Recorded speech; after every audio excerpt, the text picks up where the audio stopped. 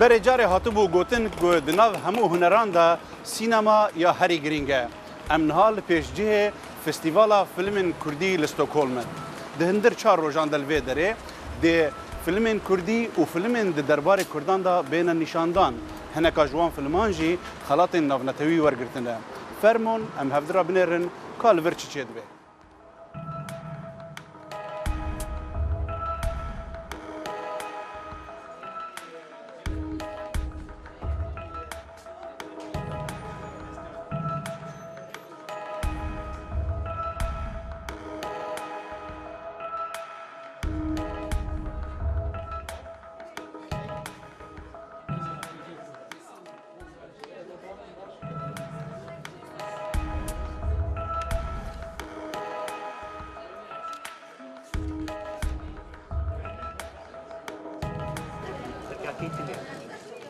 دووەم فێستیڤاڵی فیلمی کوردی لە ستۆکۆڵم کە لە نێوان 27 شوبات و 2 ئادار بەڕێوەچوو بە فیلمی هونەر سەلیم مای سویت پێپەرلاند کرایەوە.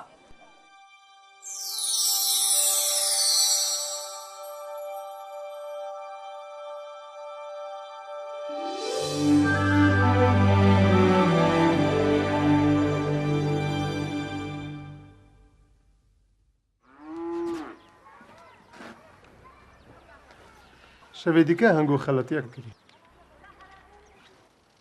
توی حەقی چەنکی تو کەسێکی لێرێ باش نەناسی و چەکیش بە قیمەتە دەست چەکردنا مێران تشتێکی زێدە کریتە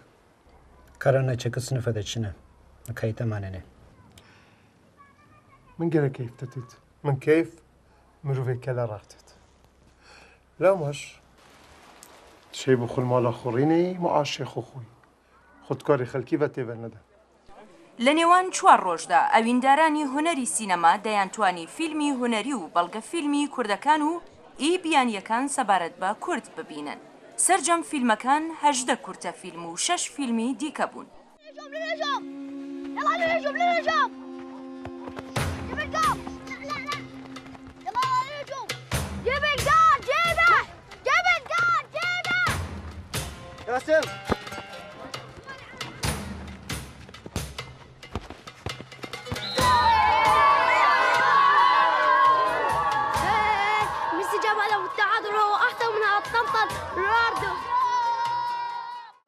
لە فێستیڤاڵی ئەم ساڵدا 2 دەرهێنەری کورد و 2 دەرهێنەری بیانی بەشدار بوون. دەرهێنەر هێشام زەمان یەکێک لە بەهرەمەندەکانی بواری سینەمایەکە 2 ساڵە لەسەریەک دەبێتە خاوەنی خەڵاتی فێستیڤاڵی نێودەوڵەتی یۆتۆبۆری. من ئیمڕۆ لە ستۆکۆڵمم بۆ فیلمی پێش بە فربارین بیفۆر سنۆفۆڵ کە نمایشێکرێ لێرە لە فیلم فەستیڤاڵی ستۆکۆڵم کوردش فیلم فەستیڤاڵ و حەزم کرد ئامادە بم و خەڵکی ئێرە و بینەری ئێرە لە نزیکەوە بینم و فیلمەکەم یعنی حەزم کرد پرێمیەرێکی ستۆکۆڵمی بکەین لێرە. کوڕەکەمون چێکی لەمنەوە خوشکە قەدیان خوشکت لەکوێیە؟ نظام شمال ڕەبی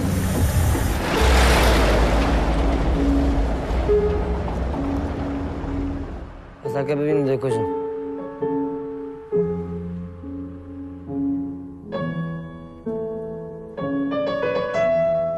خوشکات ڕەفێدە فێدە بچوون کێنگات چوون فێس بچوون تجار ئەوروپا باش باش دبێژی گارانتی ما ئەس تەلەڤیزیۆن دەفرۆشم لاند قرۆزەر دەفرۆشم ئەس گارانتی بدەم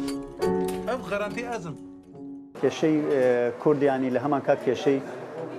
خەڵکی ترە یعنی ئەوە شتێک نییە کە تایبەتمەندی بەس بە کورد هەبێ ینی کورد بە تاکید لە جێۆغرافیەکی زەحمەتەژێ ینی بە هەر شۆنێک بیری لێ بکەیت ینی لە ڕابردوو بە شەڕ و بە ناخۆشی بەدبەختی ینی بۆتن زەحیەیەک ینی لەو جێۆغرافی کە لێژێ کە بەت ناتوانێت بە ئاسانی نەفەس بکێشێ یان زمانی خۆی قسە بکە و ئەو کێشانە کە پیشانەدەی بە خێتە ناو چەرچۆیەکی فیکشن ینی ئەمە باسی دۆکومنتری ناکەم بەڵام لە عینی کاتش زۆر نزیکە لە ژیان ئەو واقع ئەو شتانێکی ئێمە باسیەکەین ینی بە چاوێکی دۆکومنتریشە بەڵام لە چیرۆکێکی فیکشن فکرێکی ڕوایی ئەنووسرێ و لە عینی کاتش ئەوروپیە کە ئەم چیرۆکە بینێ خۆی بینێتەوە لەو ماساتەیان لەو ناخۆشییان لەو هەمان کێشە بۆ ئەوش کێشەیەکە لەبەرەوەی کێشێکی نەبەس کوردیە کێشێکی ئینسانیە بەس چییە کە تۆ لەبەرەوەی من کولتوری بابلین کوردێکە شارەزام لێ ینی جێۆغرافیەکان ناسم بۆ من ئاسانترە بچمنە ئەو وەزع پیشان بدەم بە چاوێکی با بڵێن بە سینەماکی ئەوروپی بتوانم بە بینەری دنیایان نێودەوڵەتی پیشان بدەم. من حەز دەکەم بەڕاستی بەرهەمەکانی ئێمە نەبەس بەرهەمی من حەز دەکەم هەر پرەمیێری یەکەم عەرزی لە کوردستان بێ. من ینی هیوای ئەوم هەیە کە سینەماکان دروست بێ بە تەکنیکێکی باش چونکە فیلمانە بەڕاستی ئێمە پێی ماندووە بین ینی ئێمە بە ساڵ ئێمە خەریکی فیلمێکە بین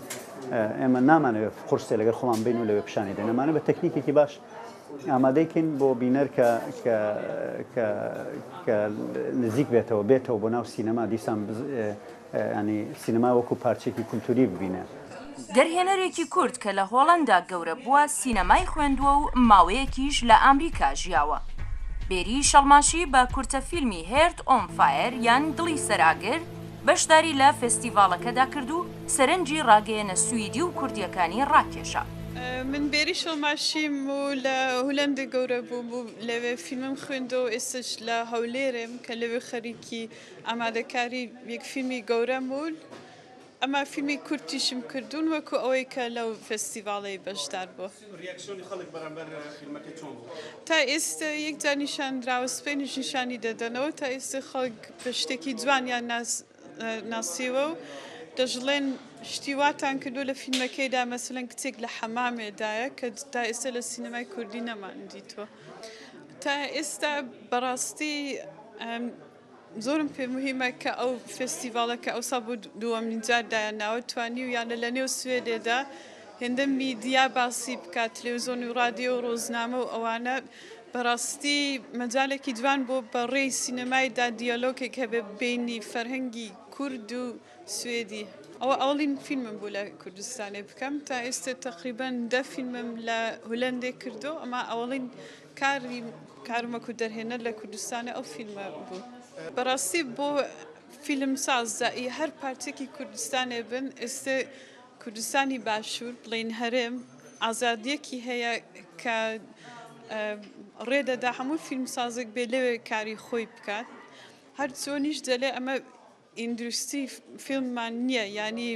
بناغی فیلم جەلێ دەبێ دانین بۆی هەر بە کێشەیە واش هەر ئەو ئازادیە کە لەوێ هەیە دیارە لە باشەکانی دی کوردستانی نیمانە بۆیە بەلایەکی دیکەوە بە ئاسانتر کار دەکرێت لە باشوورە. ئەمن حەز دەکەم هەموو شتێک باسکەم ئێستاش کە خەریکی ئامادەکاری فیلمێکی درێژم فیلمێکە کە باسی هەولێرە دەکا جا چوارنەوە ژیانی نوێ هەولێرە نیشان دەدەین کە ئیدی بەوەی هۆڵ دەدەم ئاوێنەیەک دانێم بەوەی کە کوردستانی باشوورە ئێستا گەیشتۆتە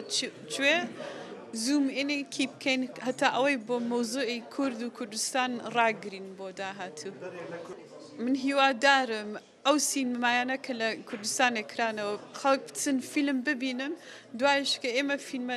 نێوەکانمان درێژەکانمان تازەکانمان تەواو بن ئەوانیش بێن ببینن و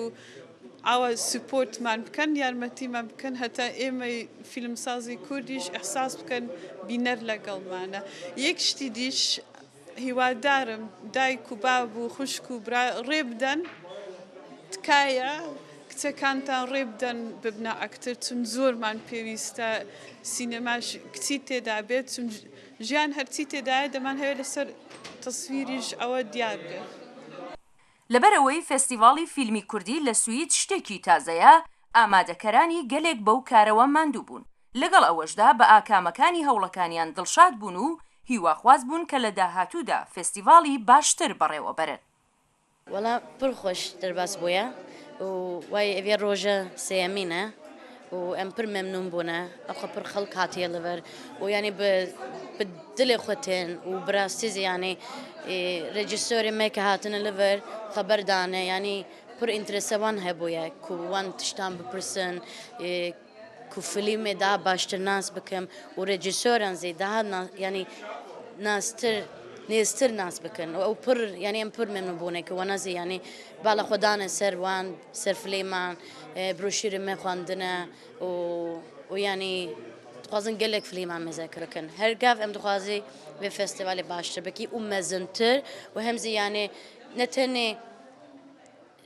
سوێد دەم دخوازی هەمزی ینی به اینترناسیونال رخیستاری اینترناسیونال و کمیته اینترناسیونال را ام خبر بدن و بواره کار بکن و بفدور را یعنی که نتنه جوای استوکم کاریش فیلم فستیوال یعنی همو فستیوالان ای کردان گرکی یعنی مزن تر ببن پلتفرمی کی پر مزن ام دخوازی بکی برین آدلم را بکی امر ماهای سالان بکی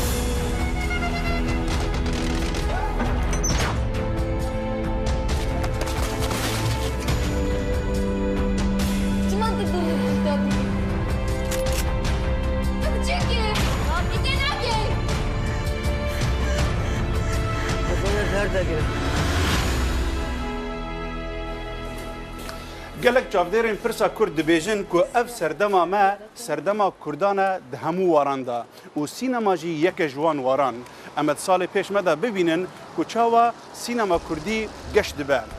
Va me dît ku naveroka Festîvala duwam ya sînema Kurdî li Stockholm ji ayekê dewlementir bû û hêvî dibe ku yasê em jî hê ferehtir û dewlementir be.